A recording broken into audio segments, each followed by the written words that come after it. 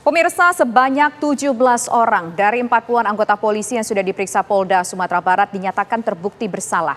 Mereka melakukan pelanggaran dan akan disidangkan terkait dengan peristiwa penangkapan belasan remaja yang mengakibatkan tewasnya Afif Maulana. Dan pemirsa, kami akan sampaikan informasinya dan juga berdiskusi dengan sejumlah narasumber, tapi kita akan simak terlebih dahulu informasi berikut ini.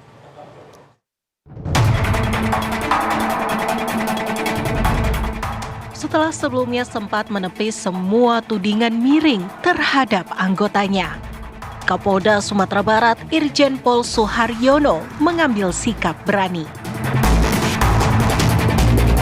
Kapolda Sumbar mengakui 17 personelnya terbukti melanggar kode etik saat menangani dan menangkap 18 remaja pelaku tawuran pada 9 Juni 2024 lalu. Saat kejadian itulah, Afif Maulana yang diduga ikut dalam kelompok tawuran ditemukan tewas di aliran sungai bawah jembatan Kuranji, Kota Padang. Suharyono juga mengatakan saat ini pihaknya masih mencari objek atau siapa saja dari 18 remaja terduga pelaku tawuran yang mendapatkan tindakan kekerasan, sehingga pemberkasan perkara terhadap 17 anggota kepolisian ini rampung. Jadi progresnya kami sudah menyampaikan pengumuman 17 anggota kami yang akan disidangkan. Apakah nanti sidang Komisi Kode Etik atau pidana nanti kelanjutannya. Sekali lagi kami sudah mengumumkan dari hasil penyelidikan dan juga pemeriksaan kami kepada 40-an anggota, itu 17 anggota diduga terbukti memenuhi unsur, tetapi kita pastinya sedang mencari objeknya. Kalau anggotanya dan apa yang dilakukannya sudah saya sampaikan, dan ancaman hukumannya juga tentunya sudah ada. Tetapi nanti sebelum sidang kita lakukan, pemberkasan itu kan juga harus mengklirkan terhadap siapa yang menjadi objeknya, yaitu yang 18 yang diperiksa di Polsek Kuranji. Sementara itu, Ketua Harian Kompolnas Irjen Pol Purnawirawan Beni Mamoto menyebut ke-17 anggota Polda Sumatera Barat bertindak melebihi kewenangan, seperti memukul dan menyundut api rokok. Namun, korban mengaku tak mengenali nama pelaku penyiksaan. Apa yang beredar di media, berapa terbukti tidur rokok, menendang dan sebagainya sudah diakui. Hanya memang perlu tahap lanjutan karena apa? Ketika ditanya siapa yang nyundut, yang disundut, oh, saya nggak kenal namanya karena pakaian preman. Ini perlu didalami dengan pengenalan wajah.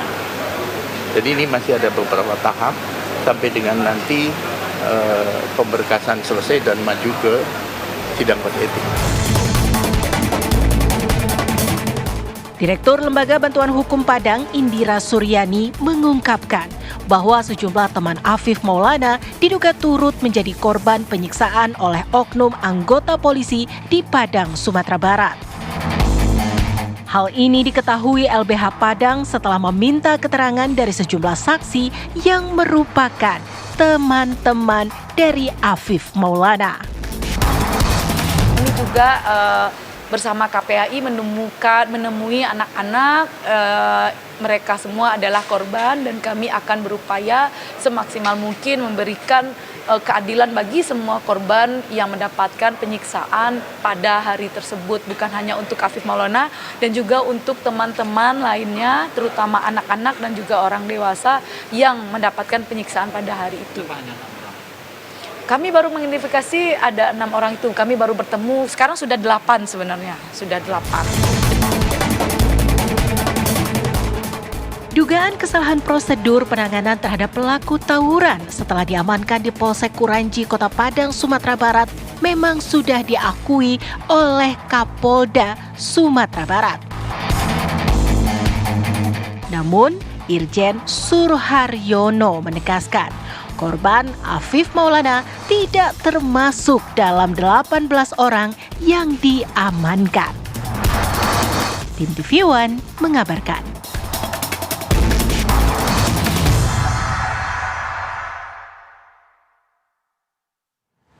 Pemirsa, fakta baru kasus kematian Afif Maulana terungkap ke publik. Kompolnas mengakui adanya sejumlah oknum anggota kepolisian dari Polda Sumatera Barat yang diduga melakukan kekerasan dan penganiayaan.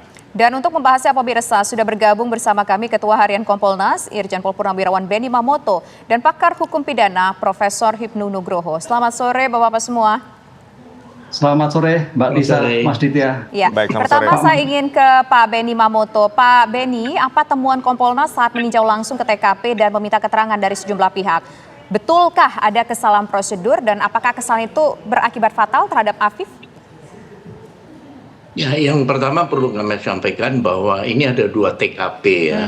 TKP pertama di atas jembatan, malam itu kami hadir ke sana untuk melihat bagaimana penerangan di sana, situasinya, lalu lintasnya, dan sebagainya pada jam kejadian.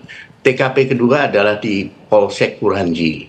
Dua-dua TKP tersebut kami kunjungi. Berbicara masalah TKP di Polsek, ini sudah diungkap oleh Bapak Kapolda dalam forum ketika kita gelar bersama, dihadiri juga dari LBH Padang, kemudian dari kementerian lembaga terkait yang berkaitan dengan penanganan masalah anak, termasuk Komnas HAM cabang perwakilan dari Sumbar juga hadir. Nah, pada gelar tersebut Pak Kapolda mengumumkan nama-nama yang terlibat dalam penganiayaan tersebut dan apa yang dilakukan. Jadi disampaikan oleh Bapak Kapolda bahwa ada 14 anggota yang melakukan pemukulan, menendang, kemudian ada yang menyetrum dengan electric gun, itu ada 1 orang, kemudian ada yang menyerut rokok, itu 2 orang. Jadi ada 17 orang yang diduga melakukan tindakan tersebut. Nah, untuk mereka saat ini masih dalam proses untuk nanti segera diajukan ke sidang kode etik. Jadi mereka dikenakan Perpol nomor 7 tahun 2022 tentang kode etik profesi Polri dan Komisi Kode Etik Polri, pasal 5, pasal 12, dan pasal 13. Nah, ini kemarin memang dalam diskusi terungkap juga bahwa ketika mencoba mengidentifikasi si pelaku, oknum anggota ini, ketika ditanya, kamu memukul siapa? Tidak mengenali karena itu berkumpul rame-rame. Sebaliknya dibalik, yang dipukul ditanya siapa yang mukul. Sama juga tidak bisa mengidentifikasi. Oleh sebab itu kemarin dari diskusi akan diupayakan untuk pengenalan wajah. Jadi wajah semua anggota ini nanti akan ditampilkan untuk dicocokkan dengan atau ditujukan kepada para korban dan sebaliknya. Baik. Dan ini kami dorong untuk sesegera mungkin dilakukan sidang kode etik supaya nanti paling tidak dari pihak keluarga korban ini akan mendapatkan keadilan.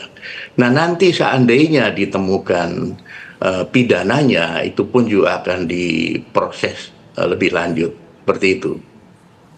Baik, kita ke Prof. Hipnu. Prof. Hipnu, Anda melihat adanya pelanggaran kasus, ada 17 anggota yang akan disidang etikan dan terbukti melakukan pelanggaran. Anda melihat kasus ini seperti apa, Prof?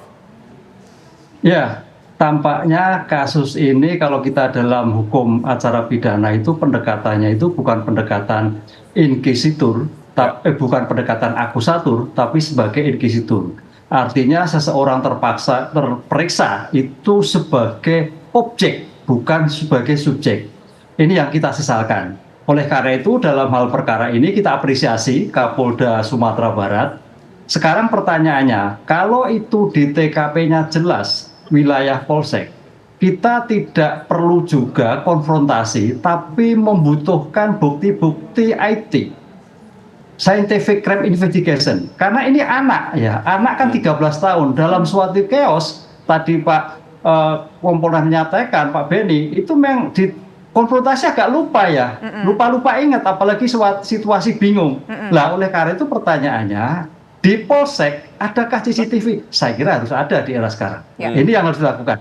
Kemudian pembuktian saintifik yang lain dalam situasi seperti ini sangat menentukan. Karena apa? Ini adalah di ruang dalam TKP yang jelas, waktu yang jelas, tempat yang jelas, subjek yang jelas, dugaan sebagai pelaku yang jelas. Sekarang tinggal memastikan. Oleh karena itu, dalam memastikan sebagai 17 anggota polisi yang sedang diperiksa ini, saya kira kita apresiasi dan sidang profesi etik harus menentukan bahwa pelanggaran pidananya di mana, sehingga tidak hanya pelanggaran etik tapi sudah masuk pelanggaran pidana karena ada korban yang meninggal. Meninggalnya juga jelas dari pelaku-pelaku penganiayaan berdasarkan visum yang ditemukan dalam suatu jasad Afif Maulana. Oke, baik, nanti kita ingin menuju ke Pak Benny Mamoto. Sudah terbukti ada beberapa oknum anggota kepolisian melakukan kesalahan prosedur dalam menghadapi anak-anak yang diduga akan melakukan tawuran. Tapi sudah terjawab tidak mengenai sebetulnya Afif ini meninggalnya karena apa? Apakah ada yang menunjukkan bahwa Afif dibawa ke kantor polisi seperti yang disampaikan oleh pihak keluarga dan mendapatkan penganiayaan di sana? Apakah itu terungkap? Apakah itu sudah ada titik terang mengenai itu? Nanti kita akan jawab ya Pak Benny Mamoto usai jeda berikut. Kami kembali sesaat lagi.